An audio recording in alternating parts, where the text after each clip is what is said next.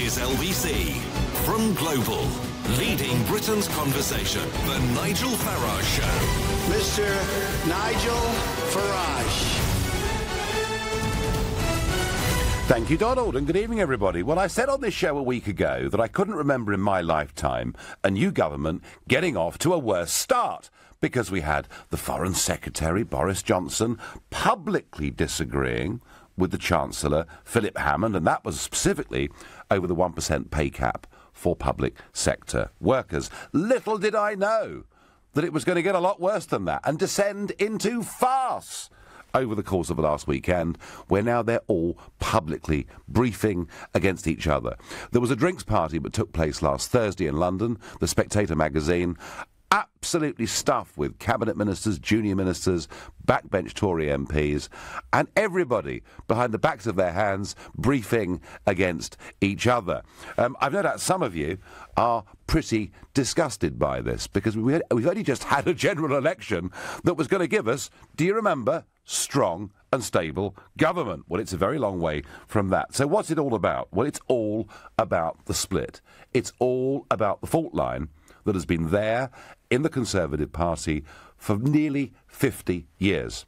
And it is the attitude towards being part of the European club. And there are some very senior figures in this cabinet who basically do not want Brexit to mean leaving the single market, leaving the jurisdiction of the European Court of Justice, and they're fighting back. Who are they? Well, of course, the Chancellor, Philip Hammond, continually talks post-Brexit about transitional arrangements, ones that could possibly last for many, many years. You've also got Damien Green. He's effectively the Deputy Prime Minister. Again, very much somebody that does not want what he would call a hard Brexit. And, you know, it's not just them. Amber Rudd, the Home Secretary, very much in that same camp as well. And on the other side, you've got the David Davises, the Boris Johnsons, the Michael Goves, who believe that Brexit was about leaving the court, leaving the customs union, taking back control of our borders. There is a hell of a split there. And you can always tell there's trouble in the Conservative Party, because their reliable old dinosaur, Lord Heseltine, is brought out, I think, at the Natural History Museum, but I only say that because he absolutely hates me. And what I say back to him in turn is quite mild, believe me. But even Hezza is at it again, and you just heard him on the news, stirring everything up. So it's not a very pretty picture. And you might say, does it really matter? Well, let me put this to you. It really does. Why? Because we are just about to go into a period where we're going to make the biggest change, the biggest political change this country has seen for hundreds of years. We're leaving the European Union. We're taking back control of our own country. And our chief negotiator, David Davis, goes into these negotiations, and I saw those pictures today. Monsieur Barnier looking very much in charge, looking very much the governor. Indeed, Monsieur Barnier setting the terms of the agenda. So we're discussing at this phase citizens' rights, money, namely what's the exit bill going to be. We're talking also, because they want to, about the Northern Irish border with Ireland, although quite why that's their business I'm not exactly too sure. So all the things we're talking about are being dictated by Barnier, and what we need is a Brexit negotiator in David Davis, who's got, in my opinion, who's got the full support of the British cabinet behind him, a united voice, because if Davis's hand is weakened, then we're unlikely to get the kind of Brexit that 52% and now 70% say we should get on and do. So I'm asking you, does Davis look strong or weak as these second-round negotiations begin? And so if you think he has been weakened, effectively somewhat stabbed in the back by his own colleagues, then please call me on 0345 6060 973. Maybe you think, no, it's OK, Davis is ex-SAS, he's a cool guy, he's still got the upper hand, then text at 84850. Or perhaps you think like, Tony Blair. Did you see him pop up over the weekend, giving those interviews, saying that Brexit must not happen? I have to say, personally, I thought the whole thing was pretty loathsome. I would have thought after the Iraq inquiry, after the Chilcot report, it might be better if he kept out of public life. But no, he's still there, fighting the EU's corner. I wonder whether he thinks if Brexit can be reversed, maybe, just maybe, he could become the President of Europe one day. If that's what you think, maybe you agree, maybe you disagree, feel free to tweet at LBC using the hashtag Farage at LBC. And, of course, I'm here in the London studio, and by going to lbc.co.uk, you can watch us live on Facebook. So, is David Davis looking strong all week today in the negotiating rooms of Brussels? David from Mansfield, good evening. It doesn't matter if David Davis is weak. The total Tory government at the minute is embarrassing. I voted for Brexit. Yep. Now I'm thinking, probably not, because what we're going to look like in Europe, we're not strong. We've got nothing to fall back on. I just think we're an embarrassment. Well, actually, David, I'm going to disagree a little bit with you. There's a lot to fall back on when you've got, you've got America, you've got Australia, you've got Japan, and many other countries, lining up and saying, "Hey, we've just done it. Europe has just done a free trade deal with Japan. Yes, I know it's taken years to do. Hang on, Switzerland did this years ago, David. Yeah, very true, very true. I mean, no, look." I agree with the first thing that you've said, that it is actually embarrassing, and it is very difficult to see how Barnier is going to take David Davis seriously, because he's going to say, well, David, these points you're asking for, is this your personal opinion? Or is it the opinion of the Foreign Secretary? Or is it the opinion of the Chancellor? It's difficult, isn't it, for Davis to represent the British government and be taken seriously, given this really bad behaviour? Well, the Tory government at the minute, I'd say I'm a centre-right person. Yeah.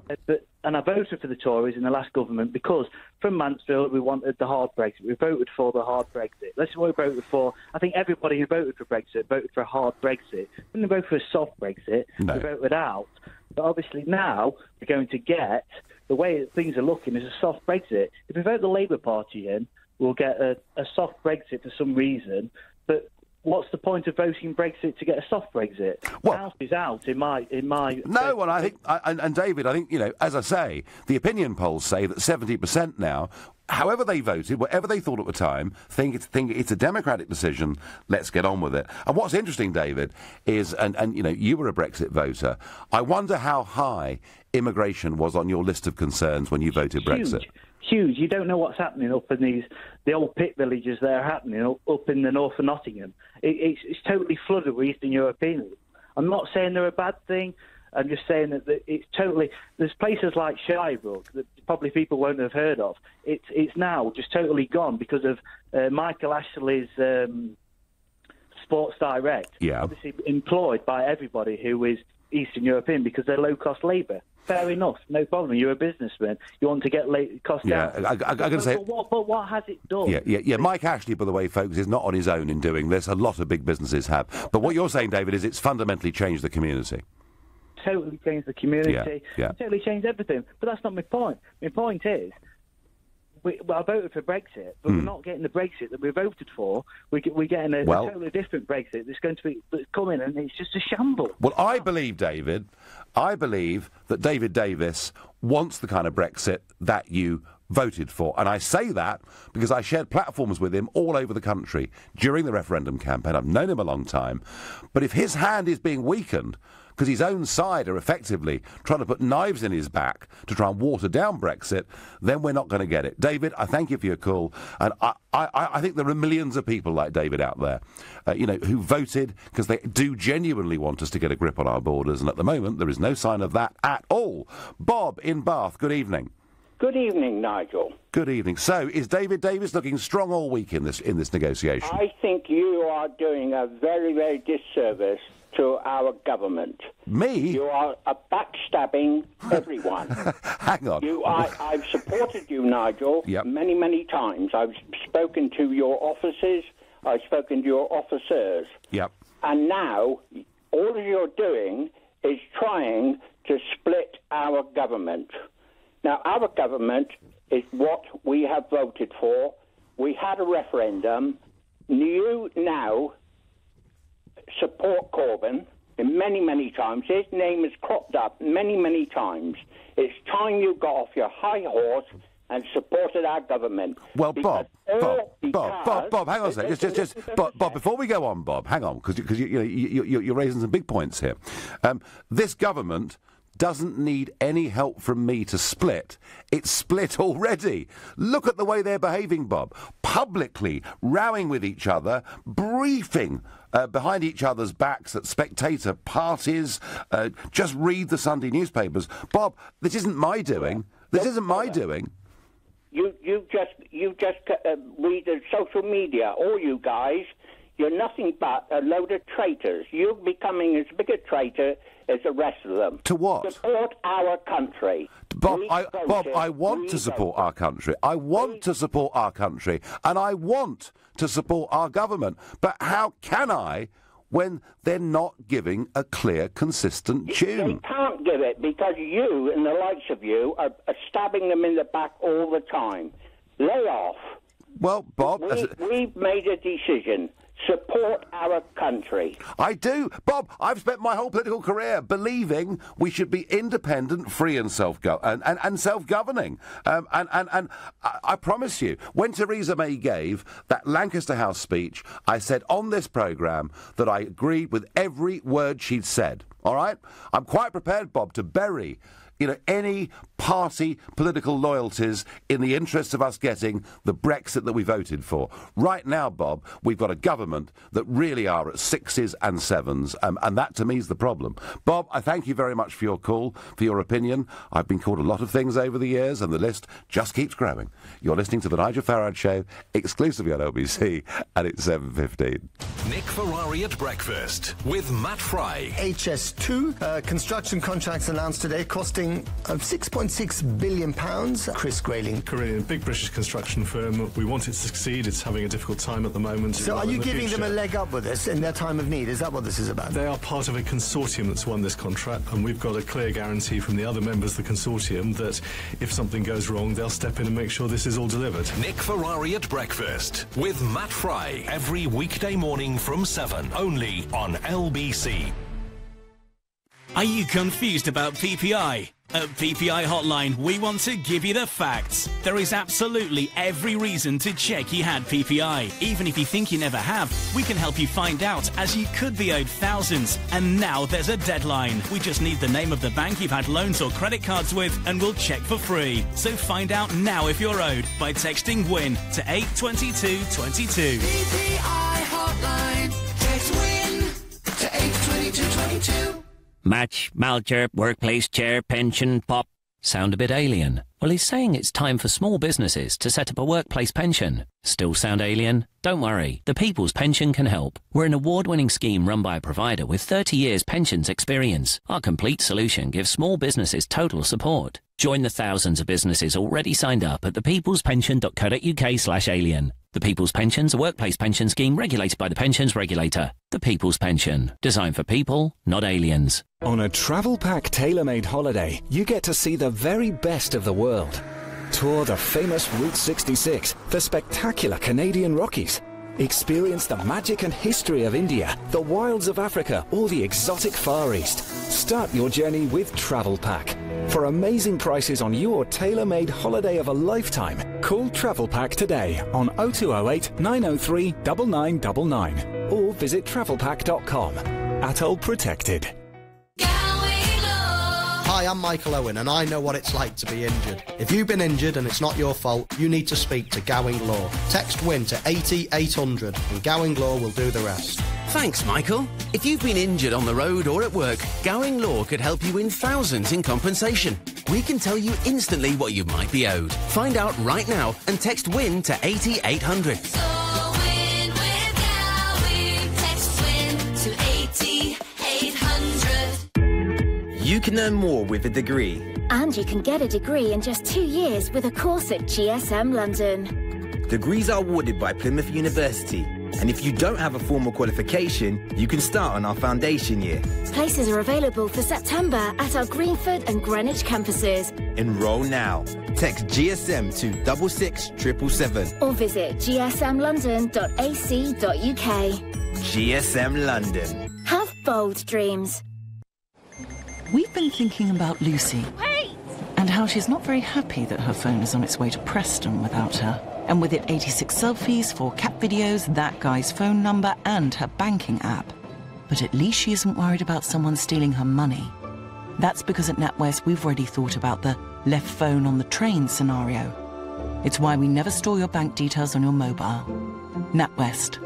We are what we do. App available to customers with online banking and a UK number. The Nigel Farage Show. Text 84850. Well, before the break, I was told all sorts of things. It's all my fault. Everything is my fault. Brexit is my fault. The split in the government is my fault. And Gordon was on there having a real go. And if any of you are feeling that you fancy a sort of early evening punch-up, 0345 6060 973.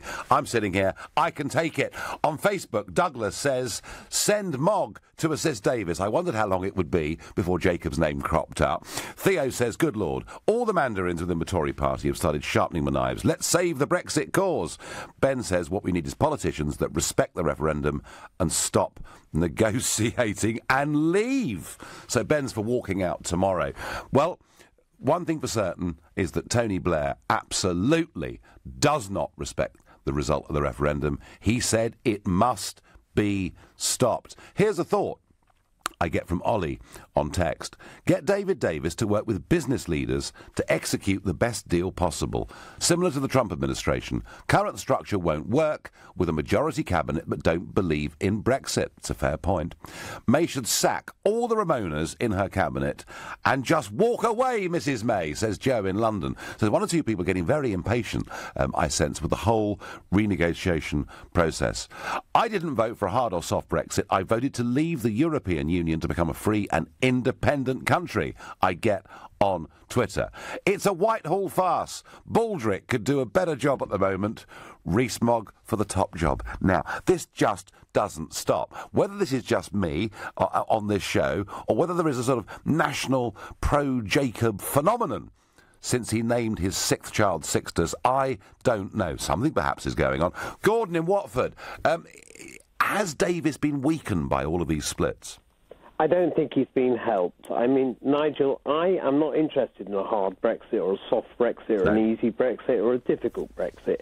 But I fear that we're gradually sliding towards a fudge Brexit or a botch Brexit or a patchwork quilt Brexit. Now, and I was in the city, apologies for that. And so you'll know what I'm going to say next. You'll understand it. If the European Union was a share, I'd be a seller. Mm-hmm. Basically, if we look at Europe, what has it achieved in the last 43 years since we've been in? The worst growth, you know all the figures, it's awful. And I don't want to be any part of that awfulness for any more time at all. Let alone, Gordon, what it's done to democracy. Just look at poor little Greece, who've literally been crushed by these people. I mean, how anybody on the left of politics can think, and they're split, of course, but how anyone on the left of politics in Britain can think the EU is a good thing when frankly, you get general elections being overruled by the European Commission. I don't know, Gordon. No, and I agree with you on that. And I think that the Conservatives could do some things to try and get the people behind them, which they were, and I think still are. And what they have to do is be a little bit, to listen a little bit more to the people. Yeah. And actually, they can enact several things which will make the passage easier. Very simply, the better the Brexit deal we get, and I want a true Brexit or a real Brexit, which means sovereignty and laws and borders. I want all of those things.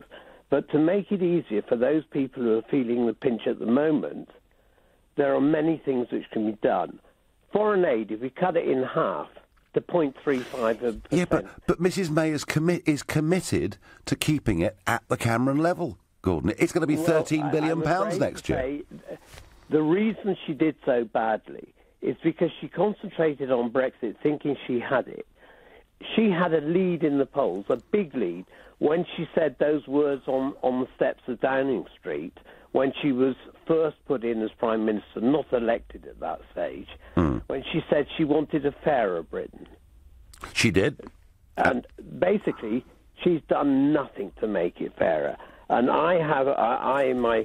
if you like, my crazy mathematics have quickly worked out a way to actually save 11 billion. I actually think, yes, the amber lights are flashing towards another general election, which I don't think will happen quickly, but it could. But Gordon, even if they do one or two things that are very popular measures, it's very difficult for the people to get behind a government that is giving out different messages. And on Brexit, they really are. They are split. I mean, very simply, I agree with a flippant point, perhaps it was flippant, that he made. If you're not on side, if you don't want Brexit, then you should move over and let somebody else take the seat. Because, quite frankly, that's no position from which to negotiate. I believe that when we look at negotiations, Britain does not play or seem to realise it's got the best hand here. Of course it has. Now, Gordon, I'm with you on that. I think we've got a great hand, and yet we're being dictated to. Monsieur Barnier looks like the headmaster. He set the things we'll negotiate before we can even discuss trade.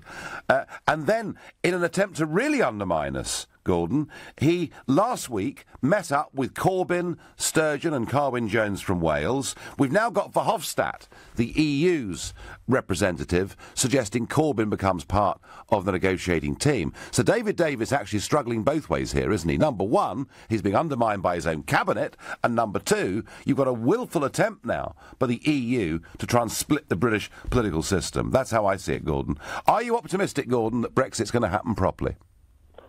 I didn't quite catch that, Nigel. So I said, are you optimistic that Brexit is going to happen properly? No, I'm not optimistic of it, but I think it still could. Still could. Thank you, Gordon, very much indeed. Lisa, in Southern, in Warwickshire, good evening. Good evening, Nigel. It's a pleasure to speak to you because I've been a fan of yours for many years. Well, as a fan, that's lovely. But you tell me, Lisa, what on earth should be done? How is David Davis, at any point in this, going to be representing a united cabinet and government? Well, I just think at the moment that the political system is just in an absolute shambles. I've always voted Tory, and I've always voted Tory, not just because I've always lived in a Tory stronghold and that they're always guaranteed to get in, but I've always voted Tory because my parents were self-employed. We've been very low end users of the public sector, really, and we've paid a lot of tax. And, I've always felt I am very much a Tory, and I've always supported the Tories, although even when Labour were in power for 13 years, I've always stuck by them, and I've always thought that their points of view were truer. And I was delighted when the Tories got in, albeit a coalition, because I just thought, thank God, we've got a proper government, almost, to a point. Doesn't look like it now, Lisa, does it, just a few weeks in? No, and this is what I'm so disappointed about, is because one of the things that May really did so badly was that she had such high opinion ratings, and what she didn't do was she forgot about her manifesto. She completely didn't build something that would help her win locally. She was thinking, OK, this is about strong and stable government for Brexit. She forgot that actually what Jeremy Corbyn was doing, he was playing top trumps and he was winning because he was basically thinking, right, which votes do I need? Who from? No, and they segmented it, Labour, very, very cleverly. And when I say that, I get people screaming at me that I'm now a Corbyn supporter. I'm not. They just fought a better, cleverer campaign. But Lisa, what do you think should now happen, given that David Davis is out there doing battle on behalf of the country with a divided cabinet and government behind him? Well, I mean, I think, for goodness sake, I think one of the things I don't like about politics is how you can have a political party in power and somehow you've got politicians sabotaging your own party because you want a political gain out of it. You want a better job. You want your side to come through. And that's one of the frustrating parts. But how do we do it, politics. Lisa? I mean, what has to happen? I think the Tories need to either keep their mouths shut, keep them be unified, albeit you might be frustrated, but I think the party is more important than individuals, and I think the Tories need to deliver this Brexit. You know, I mean, it's a soft or hard Brexit. It makes no difference. It's Brexit. It's either Brexit. It's either Brexit or it isn't. You know, it's as simple as that, isn't it? Lisa, I sense your frustration. I'm sure there are a lot of Tory voters feeling like you. Steve tells me on Facebook, I tell you, with this government, you won't have any Brexit, and you won't be part of the EU either. We'll be in a vacuum. Craig says, did Theresa May not expect some sort of rebellion when she increased the number of Ramonas in her cabinet? She is losing her grip, and the only reason why I voted for her because I thought she'd deliver on Brexit. How wrong am I? Well, Craig, it's probably just a little bit too early to tell. Anonymous text here. You are the main problem for what's happening in the UK. Thank you. Nigel, it's only the second round of negotiations and you are undermining it. The EU watch what you say, says Peter in Southampton. I've got more of these. Charles says, sadly, you are driving a wedge into the only government we've got, unless you want Labour to come in and wreck the economy, says Charles. Ladies and gentlemen, I don't have to do anything to attempt to split this government. They all hate each other already. I've nothing to do with it. I promise you. You're listening to The Nigel Farage Show, exclusively on LBC. It's 7:30 and time for the news with Moira Alderson. The final routes for the Manchester and Leeds branches of HS2 high-speed rail line have been revealed. The proposals mean most of a newly built housing estate in Mexborough in South Yorkshire will be demolished. The Education Secretary has announced an extra £2.6 billion over the next 2 years for schools in England. Justine Greenings told the Commons the current funding system is unfair and outdated. Hundreds of people have turned out in Poland's capital Warsaw to see the Duke and Duchess of Cambridge. They've started a 5-day tour with Prince George and Princess Charlotte. That'll also take them to Germany. LBC weather, any rain should clear from the far north, leaving a dry night for most places. Feeling muggy in the south, an overnight low of 17 degrees. LBC Travel, good evening. I'm Andy Lake. Well, starting off in North London, the M25 clockwise is down to just 2 lanes from Fora, junction 25 for Enfield, because of an accident causing delays of well over 2 hours back from junction 23 for South Mims. Further into London, the North Circular is queuing eastbound approaching Waterworks Corner, where it was shut all afternoon to deal with a serious collision. All lanes are back open now, but delays still as far as the Coney Hatch interchange. In Hampshire, the M3 is blocked northbound to recover an accident between junction 14 for the M27 and 13 for Chandler's Ford. It's solid back to junction 7 for Hedge End. In the West Midlands, the M6 has 2 lanes shut northbound between junction 10 for Wolverhampton and 10A for the M54 after a lorry caught fire earlier on. Queues are back to junction 8 for the M5, and there are delays of up to 3 hours and some cancellations on flights to and from Gatwick Airport after a tyre burst on an earlier flight. For more real-time traffic updates, go to lbc.co.uk. This is LBC. Moving house, nightmare. I need a plasterer, plumber, electrician, builder, painter, locksmith, gardener, and somebody to move my valuables, the drinks trolley. Relax, relax. It's Trust a Trader. They have all the tradespeople you can think of, reputable and reviewed, so you always get a job well done. Well done me, I say, for getting it all sorted. I shall reward myself with a cheeky tipple from the trolley. Chin chin, pass me the gin. Visit trustatrader.com. Welcome to London's exquisite Indian dining experience, Marla Restaurant. The finest North Indian cuisine in the most charming setting. Find us in the heart of one of London's divine hidden gems, St Catherine's Dock. Marla Restaurant. Visit us in St Catherine's Dock or go to marlarestaurant.co.uk. Marla. Discover a jewel in London's secret paradise.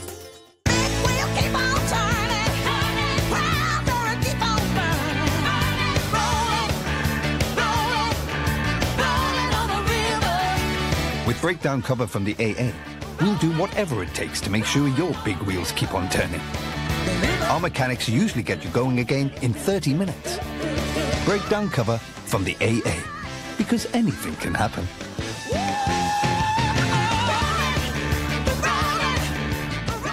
It's how London buys its cars. Car Giant. Summer, the best time of the year, and the best time to buy from Car Giant. We've up to 10,000 quality used cars in stock, all at our best ever prices, with new stock arriving every day. Car Giant. Giant choice, giant savings. Book a test drive now and enjoy summer in your next car. It's how London buys its cars. Car Giant. When you need more space. Think creatively. What could you use a log cabin for? A studio? A home office? A den for the kids? Creative Living will design and build a log cabin to suit your needs, even taking care of electricity and climate control. See for yourself at our 3 large cabin display villages in Surrey. Find out where at creativelivingcabins.co.uk. Your own log cabin, handcrafted, the creative living way. The Nigel Farage Show. Text 84850. David Davis getting on with the second round of negotiations with the European Union with, I'm suggesting to you, his hand seriously weakened by a cabinet that are split, that are briefing against each other, and where the disagreements on what the shape of Brexit should be are clearly very profound. Strangely, to me at least, callers and texters and tweeters seem to think it's my fault, that somehow I'm stabbing the government in the back. I don't need to. They're doing it to themselves. But the other story that we have been following over the course of the last week and more is, of course, the story about baby Charlie Gard. And I've made it very, very clear from the start of this that I believed it was about parental choice, that provided little Charlie wasn't suffering unnecessarily, the decision as to whether he should go to America to get a revolutionary new treatment that may or may not work, that decision should be taken by the parents and not by the hospital here in London. And at no point have we done this because we want to have a fight with Great Ormond Street, who've done phenomenal work over many, many decades. It's just that medical science moves at different speeds around the world. And I found it very hard to believe that the medical establishment, backed up, it seems, by almost the entire political establishment, were not for giving Charlie's parents the opportunity of giving that boy one last chance. I think I found myself the only political figure backing these parents in this campaign. I know a lot of you felt the same way, and I'm pleased to report that what happened on Friday was in many ways a great victory for parental choice, in that the judge said that he would allow for the American doctor, Dr. Hirano, who's the professor of neurology at Columbia University Medical Center in New York, he would allow the doctor to come and examine little Charlie Gard to give an opinion. And that is exactly what Dr. Hirano has been doing today, and he'll be doing some more of this tomorrow, and there will be a report that goes back to the court this Friday, and we'll get a decision next Tuesday, a final decision next Tuesday on what is going to happen. And I think it was a great victory that the judge has allowed for this to happen. And having spoken to Charlie's parents, face to face, and if this doctor says, look, I'm sorry, there is absolutely nothing that can be done, they would accept this. They're rational, sensible people. But all the while they feel there's a glimmer of hope, please don't blame them for fighting to give their kid one last chance. I suspect every person listening to this show, if they put in the same position, would feel the same way. So we'll see what happens with that story over the course of the next few weeks. And back to David Davis going in. It looked to me rather like the headmaster's office with Mr. Barnier this morning, and without a united team behind him. Marin says to me, Nigel, can you publicly ask Tony Blair to keep out of Brexit talks? He helped wreck our EU membership. He should have no power to wreck our EU exit. Douglas says, the more the EU try to drive us down, the more I think we will succeed. We are at our best in adversity. Douglas, we are at our best in adversity if united. and this is the point I make to my detractors right now, who are saying that I'm damaging the process by criticising the government is split. If the government was united, and if it was pushing to get the things that Theresa May outlined in her Lancaster House speech in January of this year, I would be on this show saying, great, keep going. The fact is, it's just not happening. Chris in Blackheath is my next caller. Chris, good evening. Good evening, Secret Remainer. How you doing? I'm a Secret Remainer, am I? Oh, God. Well, now, I tell you what. What do you mean, are you? How many times have I told you you're a Secret Remainer? Am I? You know, you stood up in the European Parliament. You helped the Remainers by acting like a petulant child straight after the referendum. You got Lectern Theresa, who keeps on flipping, dragging a lectern around wherever she is. She's not happy unless she's standing at a lectern making some kind of diktat. You then got people coming out with no plans, like yourself, like Forrest, like what's this guy's name, Michael Gove. Everywhere goes, he goes leaving a trail of destruction. he's terrible at education. What else have you got here? I'm not sure if I'm warming to you. I'm not sure if I am. Now that I know that you are the Remainer General, but it's not just you. Well, I tell you what, Chris. I mean, if you're right, in what you're saying here, then it's been a pretty good cover act for the last 25 years, hasn't it?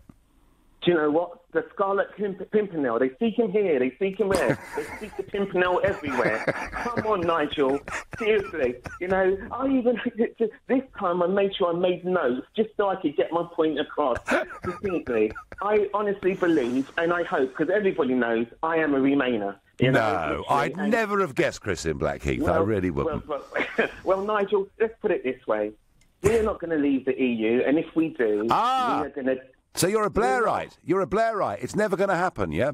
I don't even think it's about being a Blairite. I think, in the House of Parliament, the MP that actually stood up the day after the referendum and actually said, we do not need to do this. This is a plebiscite referendum. That's right. All those horrible, thick people, those voters that don't wash enough. It's not about being... It is. Oh, Chris, it is. Believe you me. I hear it again and again and again. The stupidity of the Brexit voter. We are the masters. We know what's good for everybody. Well, do you know what, Chris? I mean, the greatest thing about the referendum was that the establishment got the kicking that it deserved for its sheer arrogance over decades in assuming that it knows what's good for ordinary folk. Yeah, but Nigel, you've just actually, you just said it there. The establishment got a kicking. But at the end of the day, what about the people who come after you, who've got to make the money for the country to take care of the older people? It's not about just giving the establishment a kick in, Nigel. No, Chris, you're quite right. It's about the United Kingdom becoming independent, democratic, free, and opening ourselves up to the 85% of the global economy that is not part of the failing European Union. Chris, I am optimistic. I am bullish. I think there is so much more we can do, freed from the shackles of this club. Well. You're pessimistic as well, Nigel. No, Chris, if we do this properly, it'll be fabulous. The worry I've got, if I'm being frank with you, is I'm not sure this government, given that it's so divided, actually knows what to do. And Can I go one step further? Go on. Can I go one step further? Yep. You shouldn't be worried about the fact that the government don't know what they're doing, because they don't. They haven't got a plan. They haven't got a clue what they're doing. You've got David Davis, who's going to be slaughtered on the Parliament, on the steps of the EU Parliament, not because the EU wants to do it. It's because he's being sold down the river by his own party. I agree with that. No. I absolutely agree. So, Chris, given that you and I come at this from a different political perspective, what do you think should happen next? I think you're not going to like it. Your supporters aren't going to like it. Right. But you know what? It's back to the ballot box and debate it properly. Debate it properly. Another referendum. Yeah, well, yeah. But Chris, it wasn't the best of three, was it? I mean, we were told this was a once in a lifetime opportunity, and we took it. Nigel, do you know what? Nothing's a lifetime opportunity. That's number one. And number two, if everyone's sitting there saying, "Oh, let's cut the budget, the foreign aid budget," do you think the government are going to spend more money on what the government spend money on what they want to spend it on. They don't spend the money on what the people want them to spend it on. No. Come on, Nigel. You know that's true. Chris, you've entertained me hugely. Thank you. If it was a 3-hour show, I'd keep you on forever because it was great fun. But there we are. What about Corbyn joining the negotiating team, says William from Newcastle. Well, that is what Mr Verhofstadt was suggesting earlier on today. The problem with the European Union is that the people running it live in their own little bubble, just like our own members of Parliament. They don't have the slightest interest in what the people want or have to say, says Philip in Whiteleaf. Well, I think they do have an interest in what people have to say and think. It's called election time, Philip, and then they have a lot of interest in it. We should pull Davis out of the negotiations with the EU for 12 months and concentrate on trade deals with all those other countries first, so the EU cannot hold a gun to our head, says Paul. Do you know what?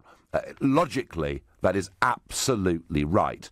But, of course, the trouble is, our lords and masters say that we're not allowed to negotiate or sign any trade deals until we've left the European Union. So, in a sense, they've got us in a vice both ways. And I think we're going to need, Paul, some real courage and some real bravery and some real leadership. There are big global opportunities out there. And I was pleased, actually, to see that Liam Fox was out on the TV screens again and radio waves this weekend. He's been quiet for a long time. He is the guy whose job is to open us up to the rest of the world. In many ways, he's got one of the most exciting jobs any British minister has ever had. And Paul, we can't be told by unelected bureaucrats we're not free to speak to the rest of the world to shape our global future. It simply isn't good enough in my view. You're listening to the Nigel Farage Show, exclusively on LBC, and it's 7:45. Coming up at 8 on LBC, Clive Bull. Chris Grayling says HS2 will bring huge economic benefits to the country. But is it the right time and the right way to spend tens of billions of pounds? Clive Bull on LBC. The best place for sleepyheads is in their bridge bedding bed. At Bridge Bedding, we have hundreds of beds and mattresses in stock from the biggest brands in the UK. We'll beat any price on a like-for-like basis and we'll deliver for free. So before you buy your next new bed, visit a Bridge Bedding Centre, Rectory Groveley-on-Sea, Upminster Road, Hornchurch, or online at bridgebedding.com. The best place for sleepyheads is in their bridge bedding bed. Right now, BT Infinity comes with our lowest ever standard fibre price. It's $24.99 a month on a 12-month contract, with $59.99 up front. That's a welcome discount of over 25%. You'll get the UK's most powerful Wi-Fi compared to major broadband providers, and free access to 5 million Wi-Fi hotspots across the UK. So don't miss our lowest ever fibre price. Join BT today at bt.com/deals. Discount versus price from month 13. $34.99 per month, 25 gigabytes usage. Prices may change. Terms apply to verify. See bt.com/smarthub. Stub out your last cigarette and celebrate with a holiday in the Caribbean. London South Bank University is looking for smokers to take part in an exciting new research project in the capital. You'll be paid to take part, and along with the chance to become a non-smoker, there's a Caribbean holiday and more to be won. So hurry, search online for LSBU Stop Smoking Study. That's LSBU Stop Smoking Study. Over 18s only, T's and C's apply. Moving house, nightmare. I need a plasterer, plumber, electrician, builder, painter, locksmith, gardener, and somebody to move my valuables, the drinks trolley. Relax, relax. It's Trust a Trader. They have all the tradespeople you can think of, reputable and reviewed, so you always get a job well done. Well done me, I say, for getting it all sorted. I shall reward myself with a cheeky tipple from the trolley. Chin chin, pass me the gin. Visit trustatrader.com.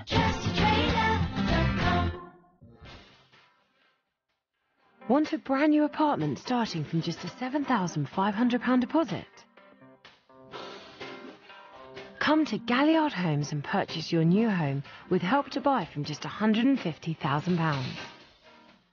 Live in dynamic space close to stations that connect you to central London. Plus, we fully furnish your new home free of charge.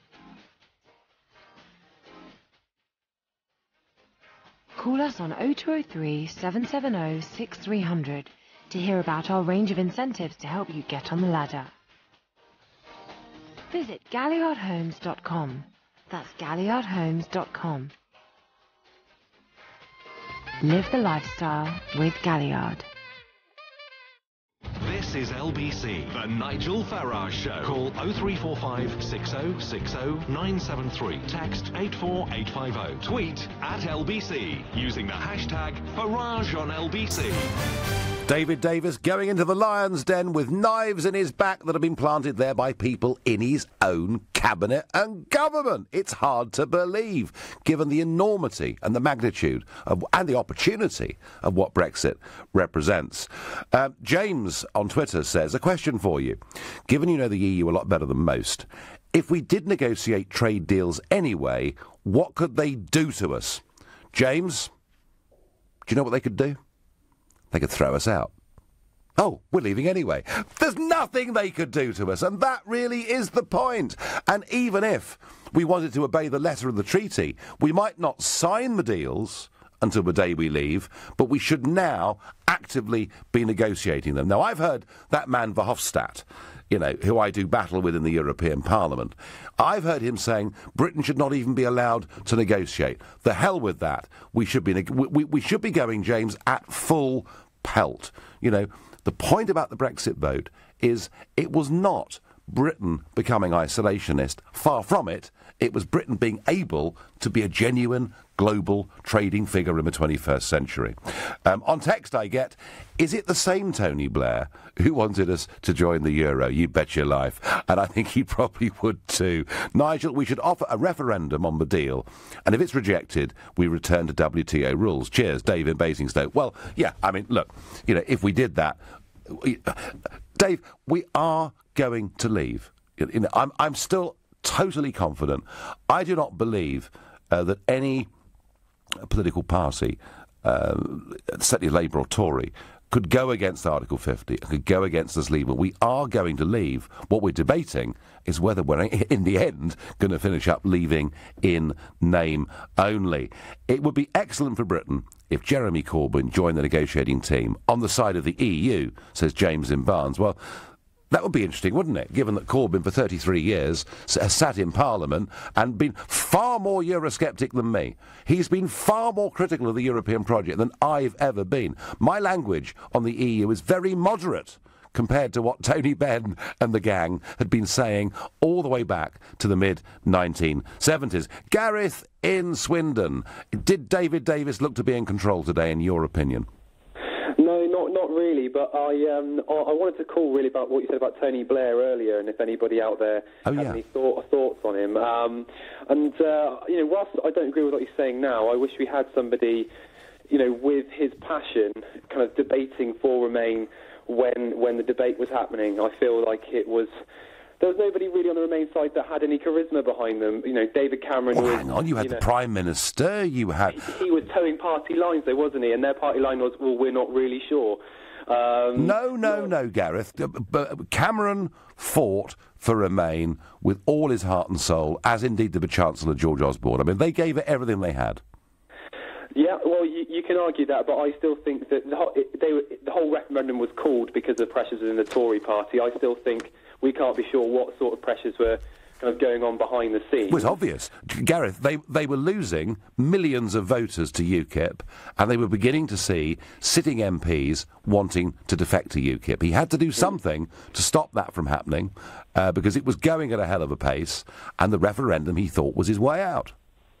Yeah, and I think that realistically, my point was that you've got all these passionate people on the Brexit side, like yourself, like Boris Johnson, big personalities. I don't think David Cameron or George Osborne connected with the people like how yourself did, or how Boris did either. And Lib Dems, well, no one really takes them seriously or listens to them anyway. So Hang on, Nick Clegg. You know, I mean, this guy had been Deputy Prime Minister. Yeah, well, very senior position in our country. I think you're saying that with a pinch of Gareth, really, honestly. No, honestly, no one listened to the Lib Dems. They lost so many votes after they got into power. Gareth, whatever my point is actually that whilst I would love that we had someone like Blair, not Blair himself, because I don't think he would have helped the Brexit or the Remain cause at all. I wish we had somebody with his passion fighting for it. We didn't have that. I didn't feel like we had that. The Remainers lack passion. I think actually what the Remainers had in that referendum campaign, Gareth, was a total diet of daily negativity. They kept telling us, unless you vote to Remain, your house price will collapse, the stock market will disappear.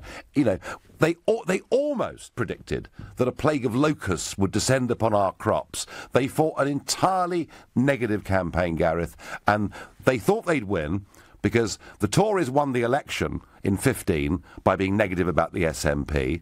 They felt they won the referendum in Scotland by being negative about what withdrawal from the United Kingdom would mean. It was the third year in a row of negative campaigning, and it didn't work. Gareth, I thank you for your point that Blair, whatever his faults, Gareth makes the point, Blair is a politician of passion who makes his arguments, which indeed, at his best, and I'm going back 10 or 15 years, he was probably the best in the business by quite some margin at doing that. Sean says, trade will decide this. The Germans will not want to lose exports to the UK. Logic, Sean, says you're right. I'm not so sure Mr Barnier is thinking about economic logic. I think he and Juncker are trying to preserve the failing project that is in many ways falling apart at the seams. And I love it, how when we discuss Brexit it gets so personal. It's wonderful. Jan says, we need a referendum that is not based on lies. Your lies, Nigel. Jan, we've had this many times. And I challenge you all now. Tell me one lie I told during that referendum campaign. Just one, Jan. Lines are still open, Jan. 0345 6060 973. Lynn says Hammond should be sacked. Matt says this government are deliberately messing this up. Think about it. A Remainer PM, a Remainer Chancellor, and so on. Oh, Matt, it can't be that bad, can it? Nick in Newbury. How's Brexit going? Is David Davis being let down by his own side? Well, it's all very well for you, Nigel, to come on here Monday to Thursday every night, reaping up all your fans' affection, thinking that you got them Brexit and everything, when actually they're actually in government doing it. You're not. You talk about splits. Yeah. You talk about splits. What happened to UKIP? You talk about loathsome. You look at people like Paul Nuttall and people like that. I think it's all double standards and hypocrisy. And just on that point that last caller was making, I know one of your specific mantras is that UKIP, or you got the vote, you got the referendum. No, you didn't. They were going to have the vote anyway. No, they weren't. It was a wonderful diversion. No, they weren't. A wonderful diversion about Europe. Banging on about Europe was a massive diversion against the problems the Tory party faced. And you're a Tory just as much as they are. Oh, I? But why have I not been a member since 1990 then? Because you couldn't get elected.